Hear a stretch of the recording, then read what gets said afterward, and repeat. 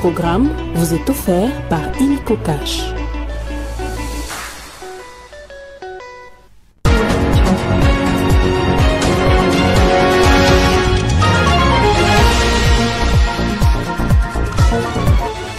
Après le Sud-Soudanais Salva Kiir, c'est Félix Antoine Tshisekedi de la RDC qui devrait prendre la tête de la communauté de développement de l'Afrique de l'Est. Cependant, Kinshasa a refusé cette charge, évoquant des tensions qui l'opposent à Kigali, également membre de l'organisation.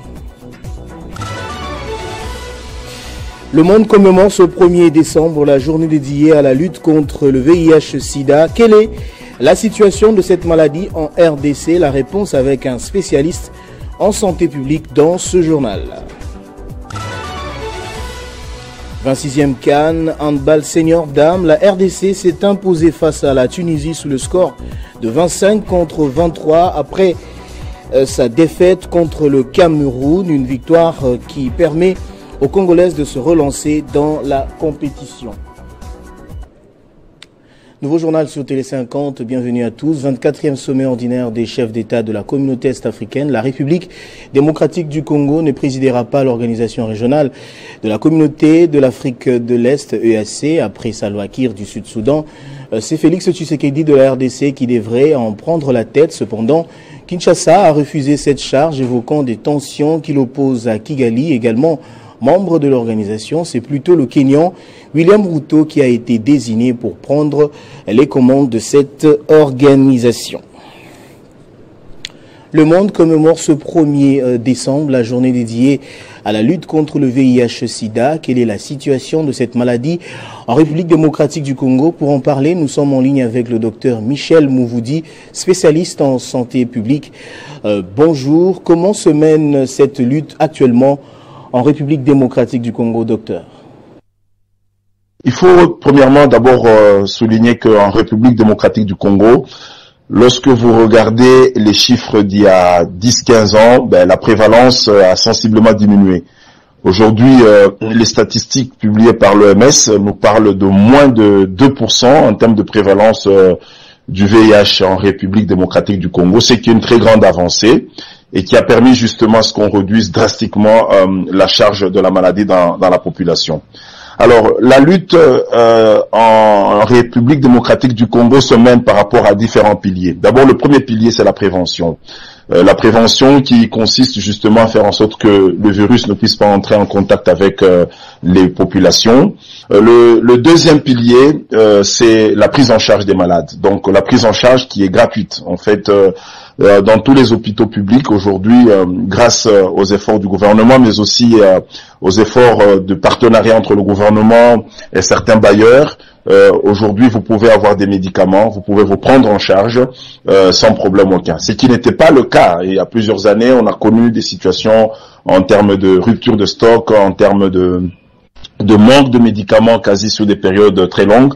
Mais aujourd'hui, il faut souligner quand même cette avancée qui permet à ce que l'on puisse prendre en charge gratuitement les malades. Donc la disponibilité des médicaments dans les hôpitaux est justement un élément très important qui accélère cette réduction de la prévalence. Le troisième pilier, sans doute, c'est que vous devez mentionner aussi, c'est vrai que ça entre dans la prise en charge, mais c'est la prévention de la transmission du VIH de la mère à l'enfant. Les objectifs sont tels qu'il faudra arriver à faire en sorte qu'il n'y ait pas de transmission du virus entre la mère et l'enfant. Donc là, on parle de lorsque une femme est enceinte, et là aussi des programmes type PTME, donc prévention de la transmission de la maladie de la mère et de l'enfant sont mises en exergue, sont mises en œuvre pour justement réduire drastiquement cette transmission. Docteur, mais la RDC avec un taux de prévalence, avec son taux de prévalence justement, comment se fait la prise en charge des personnes atteintes du VIH-Sida? En attendant les chiffres officiels, donc les statistiques qui tournent parlent autour de 1,2, 1,3%, ce qui est déjà très bien. Mais attention, la maladie reste quand même focalisée en termes de prévalence dans certains groupes spécifiques. Notamment, même si la prévalence globale est très faible, mais la maladie reste encore très élevée, notamment dans le groupe des professionnels de sexe. C'est comme ça que ces personnes constituent une cible importante qu'il faudra prendre en charge. Et donc, je répète encore une fois de plus, la prise en charge elle est gratuite. Donc, les médicaments sont disponibles et nous pensons qu'il faut continuer avec les mêmes efforts pour arriver à réduire drastiquement, n'est-ce pas, la transmission de la maladie. Merci beaucoup, Dr Michel Mouvoudi. Je rappelle que vous êtes spécialiste en santé publique. Au ministère des Droits humains, il s'est tenu samedi la cérémonie de restitution du 4e passage de la République démocratique du Congo à l'examen périodique universel devant le Conseil des droits de l'homme de l'ONU. Selon la ministre Chantal Chambou, le rapport présenté par la RDC à Genève le 8 novembre dernier a rencontré l'assentiment des États et organisations internationales, comme en témoignent, dit-elle, les recommandations lui adressées. Prenant la parole, la ministre des Droits humains a indiqué que l'examen périodique universel devant le Conseil des droits de l'homme de l'ONU fait partie des nombreux mécanismes internationaux et dont le rôle consiste à vérifier si l'État s'est acquitté de ses obligations. D'après Chantal Chambou, les progrès réalisés en matière de droits de l'homme par la République démocratique du Congo ont été salués par les différentes délégations, par les entités de l'ONU et par les parties prenantes. Les progrès réalisés sous le leadership de son Excellence, M. Félix Antoine Tshisekedi Tshilombo, président de la République et chef de l'État, et de son Excellence, Madame Judith Soumina Toulouka, première ministre, et chef du gouvernement, notamment dans les domaines du renforcement institutionnel et de la législation, de l'amélioration des conditions de détenus, de la promotion et de la protection des droits des défenseurs des droits de l'homme, de la mise en œuvre des programmes sociaux, de l'accroissement de la participation civique et de la lutte contre l'impunité, au travers notamment du processus de justice transitionnelle et de réparation en faveur des victimes des crimes contre la paix et la sécurité de l'humanité, ont été salués par différentes délégations, par les entités de l'ONU et par les parties prenantes. En dépit des progrès réalisés, Chantal Chambou reste consciente que beaucoup de défis restent à relever. La RDC n'est aucun effort pour satisfaire ses obligations. Elle bénéficie de l'appui des partenaires internationaux, mais la tâche serait plus aisée si l'accompagnement était plus prononcé et plus conséquent. D'où mon appel à votre solidarité en fait d'accompagner davantage mon pays dans cette aventure humanisante que constitue la mise en œuvre des recommandations récemment et antérieurement acceptées, mais dont l'implémentation est inachevée. Intervenant à leur tour, le directeur du Bureau conjoint des Nations Unies aux droits de l'homme, le président de la Commission nationale de droits de l'homme ainsi que la présidente de l'équipe d'experts internationaux en RDC ont salué l'élection de la RDC au Conseil de droits de l'homme des Nations Unies.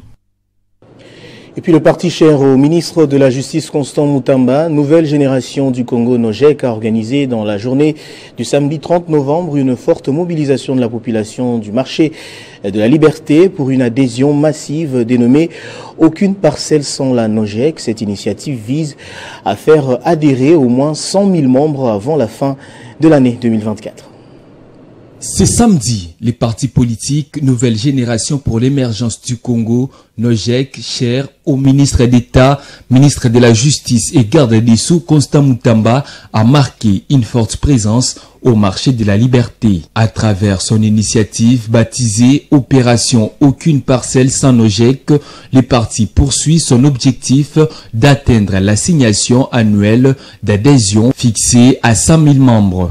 Pour cette journée, 2749 nouveaux membres ont rejoint les rangs du parti selon les statistiques présentées par les chefs d'équipe sur les terrains. Nous l'avons dédié à une descente au niveau du marché de la Liberté pour amener le Congolais, beaucoup plus nos amis se trouvant au niveau de la Tchangou, pour une adhésion massive à ces grands partis politiques qu'est la NOJEC, que est la Nouvelle Génération du Congo, le parti cher à son Excellence Constant Moutamba Toulouka. Nous avons donné l'opportunité à nos concitoyens se trouvant ici vers la Bachango de s'adhérer massivement. Un chiffre atteint grâce à des séances d'interpellation publique et des activités des salongo organisées par les militants du parti. Les paris semblent gagnés pour cette première phase de l'opération. Les militants promettent de poursuivre leurs efforts pour faire d'Inojec une véritable force, une véritable force politique dans le pays. Cette initiative a été rendue possible grâce notamment au haut cadre du parti. L'objectif pour la Nojec est d'étendre l'initiative dans plusieurs secteurs de la République. Et puis la première édition du Forum de l'étudiant entrepreneur s'est tenue à Lubumbashi sous le thème Réconversion professionnelle face au chômage grandissant dans la province du Haut-Katanga, organisé par Benatar Chilufya. Ce forum avait pour objectif de réconvertir le jeune et les initier à l'entrepreneuriat aux fins de lutter contre le chômage en République démocratique du Congo. C'est sous les thèmes reconversion professionnelle face au chômage grandissant dans la province du Haut-Katanga qu'a eu lieu la première édition du Forum de l'étudiant entrepreneur à Lubumbashi.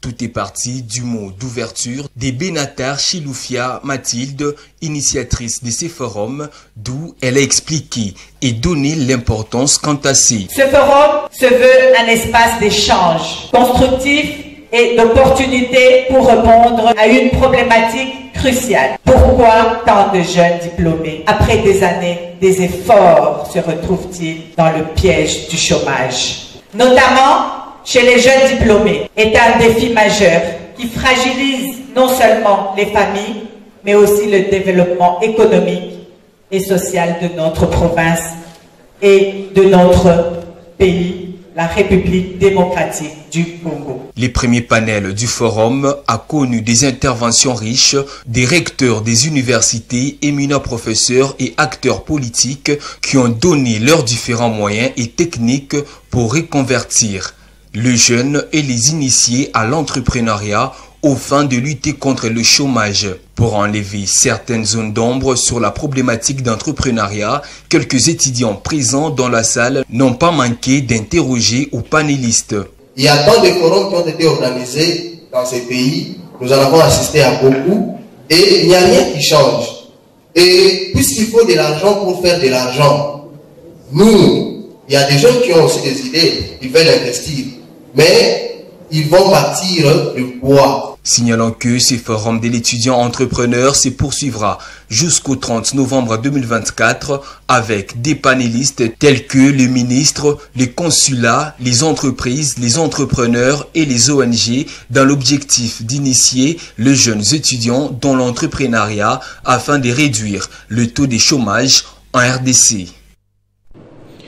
Décédé à Londres au mois d'octobre dernier, Jean-Claude Moualimou, directeur de cabinet de l'opposant Martin Fayoulou, a été enterré samedi à Bruxelles pour lui rendre les derniers hommages. Un culte d'action de grâce a été organisé à la cathédrale Notre-Dame du Congo en présence du directeur général de l'Espace 50, Jean-Marie Kassamba. Le directeur de cabinet du président du parti Engagement pour la citoyenneté et le développement, SID, Jean-Claude Moualimou, a été porté en terre samedi 30 novembre en Belgique pour rendre hommage à ce fidèle combattant ayant servi la République, notamment aux côtés de l'opposant Martin Fayoulou. Plusieurs personnalités se sont retrouvées à la cathédrale Notre-Dame dans le cadre d'un culte d'action de grâce. De leur nombre, Jean-Marie Kassamba, président de l'UNPC Kinshasa et directeur général de Télé 50, venu rendre hommage à l'illustre disparu. Jean-Claude est parti, mais ses amis sont venus nous rendre hommage. Et nous étions là pour ça. Monsieur était un républicain.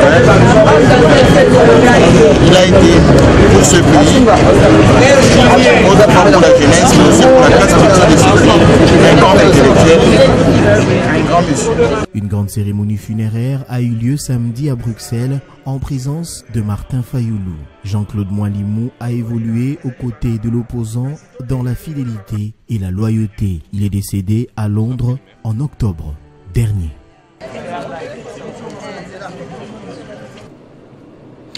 Et puis pour terminer, en sport, après sa défaite contre le Cameroun lors de la deuxième journée du groupe B de la 26e édition de la Coupe d'Afrique des Nations de handball senior dames, Kinshasa 2024, le pays hôte, la RDC, a fait l'essentiel en battant ce samedi 30 novembre la formation tunisienne sur le score de 25-23. Comme vous pouvez déjà voir les images en illustration, grâce à cette victoire, les ambassadrices congolaises occupent actuellement la 3e place avec 4 points et affrontent la Guinée ce dimanche 1er décembre à 18h pour le compte de la 4e journée. On écoute les Léopards. Mais on n'a rien lâché, il y avait la hargne, il y avait le public. Et oui, certes, on a eu chaud, mais au final, la victoire, elle est chez nous et on a gagné. C'était un gros match, avec beaucoup de stress, beaucoup de palpitations, mais au final, on est contente parce qu'on a arraché la victoire. Ça a duré 60 minutes et jusqu'au bout, on a joué. Et là, on a gagné, on est super contente. On n'a jamais douté, jamais, à aucun moment on savait qu'on pouvait le faire. À chaque fois qu'on prenait un but, on y retournait, on se mettait la tête dedans et on est content. Moi, ce que j'ai à dire, c'est qu'on a pu montrer ce qu'on n'a pas montré contre le Cameroun. Je pense qu'aujourd'hui, on est une des équipes qu'on attend le plus dans cette CAN. Et aujourd'hui, on va répondre présente. Et là, maintenant, on a montré le niveau de jeu qu'on a. Là, on va plus s'arrêter et on va se donner à 100% pour corriger les petites erreurs, continuer à mettre des buts, continuer à faire des arrêts, lever les bras, être ensemble pour la nation, représenter le maillot qu'on porte sur nous fièrement. C'était une défaite un peu dure parce qu'on maîtrisait le match dès le départ. On était ex-aequo pratiquement tout le match. On a raté juste la fin. C'était un match vraiment très serré et c'est elles qui ont mené le match à la fin. Il nous reste 2 matchs, il faut les gagner. Peut-être les tirs face à la gardienne, on a raté beaucoup de tirs au 6 mètres, en 6 mètres.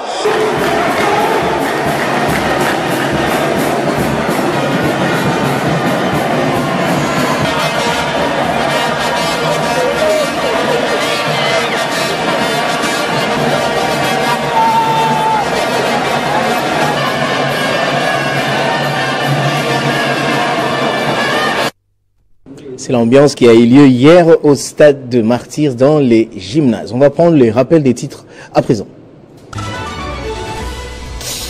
Après Salva Kiir, le Sud-Soudanais, c'est Félix Antoine Tshisekedi de la RDC qui devrait prendre la tête de la communauté de développement de l'Afrique de l'Est. Cependant, Kinshasa a refusé cette charge, évoquant des tensions qui l'opposent à Kigali, également membre de l'organisation. Le monde commémore ce 1er décembre la journée dédiée à la lutte contre le VIH-Sida. Quelle est la situation de cette maladie en RDC? Vous avez suivi les réponses d'un spécialiste en santé publique. 26e CAN handball senior dames, la RDC s'est imposée face à la Tunisie sous le score de 25-23 après sa défaite contre le Cameroun, une victoire qui permet aux Congolaises de se relancer dans la compétition. Voilà qui boucle complètement ce journal. Madame, Messieurs, je vous remercie de l'avoir suivi.